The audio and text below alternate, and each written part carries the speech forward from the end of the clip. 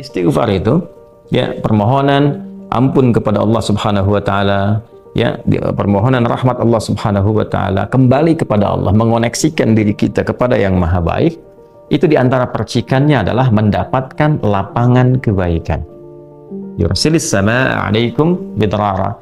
Ya, walaupun Anda mendapatkan kesulitan dalam berkehidupan, bahkan yang sifatnya luas ya secara sosial, kalaupun tanahnya gersang, ya, kalaupun kemarau berkepanjangan, itu ternyata dengan satu daerah itu, satu desa itu, satu wilayah itu mengoneksikan diri mereka kepada Allah, beristighfar. Ini faedahnya istighfar. Dengan beristighfar kepada Allah, taubat dari maksiat, ternyata bisa mendatangkan rahmat bukan hanya untuk pribadinya, untuk satu wilayah. Ya, ini pelajaran dari Quran. Ya, Allah seakan memberikan kesan begini, jangankan bagi setiap personalnya, setiap orangnya, ya kan? Ada masalah sekampung pun, contohnya kekeringan misalnya, contohnya kemarau, lalu sekampung itu, ya, atau ada orang-orang soleh di situ yang membiasakan taubat kepada Allah, istighfar kepada Allah, mengoneksikan dirinya kepada Allah, ya kan? Itu luar biasa, percikan rahmat Allah. Ya, apa diantaranya? Yursilis sama ya 'alaikum bidrara. Allah memerintahkan kepada langit itu untuk menurunkan hujan. Ya, dengan curah yang memberikan maslahat. Kemudian wa yumdidkum bi amwalin wa banina. Ya, lantas kemudian melapangkan kepada engkau urusan hartamu. Ya, bahkan memberkahi engkau dengan keturunan-keturunan yang baik. Jadi Masya Allah, ya, orang tua yang rajin istighfar, suami yang rajin istighfar, itu ternyata bukan sekedar menjadikan ia mendapatkan penerimaan taubat. Dia berhenti dari perbuatan maksiat, usaha-usaha yang tidak baik, dagang yang tidak benar, dengan perbuatan curang, ya, perbuatan menipu, perbuatan-perbuatan yang tidak elok, korupsi, jauhi potensi itu. Disogok dia hindari, diajak korupsi dia jauhi dan sebagainya. Lalu konsisten pada kebaikan dan dia isi dengan istighfar. Astaghfirullahaladzim, astaghfirullahaladzim, Rabbana zalamna anfusana wa illam taghfir lana wa tarhamna lanakunanna minal khasirin. Dia konsisten pada kebaikan itu, wa yumdidkum bi amwal. Allah akan lapangkan dia pada harta-harta yang lebih berkah. Allahu Akbar. Ya, jadi diberikan kelapangan dulu pada dirinya, kemudian diberkahi hartanya. Jadi berapapun yang dia dapatkan, Allah berikan berkah padanya, sehingga dia merasakan kebahagiaan dengan harta itu. Kan ada orang yang merasa seperti kelihatan banyak, tapi tidak menikmatinya. Ya, baik itu boros, baik itu merasa kayaknya banyak tapi nggak kepake. Ya, barang-barang habis beli ini lagi, tapi memuaskan nafsunya saja. Ya, temannya ngajak begini, dia harus terpaksa beli. Kadang-kadang ngutang, atau mungkin dia dapatkan sesuatu tapi jalan-jalan yang haram, jalan yang salah. Dia tidak menikmatinya, dan ini yang paling bahaya. Ya, ini yang paling bahaya. Lawan lapang kan sempit. Jadi hartanya kayak banyak, tapi menyempitkan kehidupan rumah tangganya. Ya, hubungan suami istri jadi nggak enak, dengan anak jadi nggak nyaman. Itu ciri keberkahan biasanya. Ya, ciri keberkahan yang tidak didapatkan.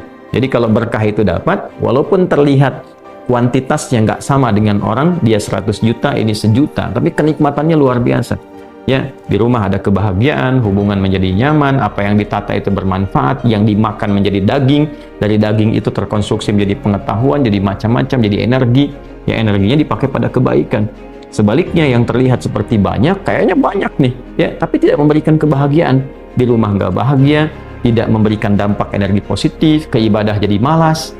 Ya, itu ciri-ciri pertama kalau harta kurang berkah itu, apalagi tidak berkah, itu pasti menurun kesolehannya, meningkat kesalahannya. Pasti itu. Ya, jadi mulai menurun nih, sholat mulai menurun, baca Quran mulai menurun. Nah, kesalahan mulai meningkat. Makan mulai salah, minum mulai salah. Yang tadinya minum yang baik-baik, sekarang minum yang tidak baik dan sebagainya. Nanti kalau sudah begini, pasti hubungan di rumah tangganya pun nggak akan jadi baik gitu. Ya, dan itu akan terbawa dalam kesempitan. Nah, cara untuk mengatasi itu, ini balik ke Quran surah Nuh tadi, di ayat 10 sampai dengan ayat 12. Kalau kita menyadari kemudian itu salah, lantas ingin memperbaiki diri, kembali kepada Allah, perbaiki diri kita, ya, lalu mengingat Allah, menyesali apa yang telah dilakukan, berjanji untuk berbuat baik, itu tidak tanggung apa yang Allah jawab. Ya, kalaupun ada satu kelapangan yang tidak berkah tadi, diganti oleh Allah, dihilangkan yang kurang baiknya, dilapangkan dengan yang baik-baiknya. Lalu setelah itu dijaga keluarganya. Jadi memberikan kesan bahwa ada hubungan yang korelasi secara langsung antara harta dengan keluarga, dengan anak keturunan. Jadi hati-hati, saya ingatkan kepada para ayah, pada saya pribadi dan kita semua, jangan sampai membawa yang haram ke rumah. Sekali lagi, jangan sampai membawa yang haram ke rumah. Jadi kalau istri sudah memasak itu di dapur, menjadi makanan, dikonsumsi oleh anak-anak jadi daging, ya, dikonsumsi jadi daging nih, itu jadi karakter. Ya, itu sudah fitrah, sudah umum begitu. Jadi kalau dia baik, akan membentuk kebaikan. Kalau nggak baik akan merubah ya, pada keburukan. Kontrolnya susah di situ. Ya, sangat sulit sekali. Nah, caranya tadi kembali kepada Allah, tinggalkan yang kurang baik tadi, nanti Allah rubah. Ya, cara dia mendapatkan harta itu, walaupun awalnya terlihat nggak nyaman karena kan merubah diri, mengeluarkan yang kotor dulu. Ya, ya kalau terlalu banyak kotoran, mandi kan ya agak cukup pekat tuh mandinya, bersihkan lagi, rasa nggak seperti biasa. Tapi setelah dibersihkan semua jadi enak kan? Nah itulah agama begitu, dibersihkan yang kotor itu kayaknya awalnya nggak enak, tapi kemudian hati jadi lapang. Yang diberikan kelapangan hati dulu. Ya begitu hatinya lapang, baru nanti Allah buka jalan. Ya setelah hatinya lapang, bagus, dan dinilai baik ini punya kemampuan untuk bertindak dan mengelola apa yang didapatkan, dilapangkanlah rezekinya, karena dia sudah dinilai pandai untuk mengelolanya. Setelah itu diperbaiki keturunannya. Wa banina wa yaj'al lakum jannatin wa yaj'al lakum anhara. Bahkan setelah itu dibikin kaya lebih dari sebelumnya.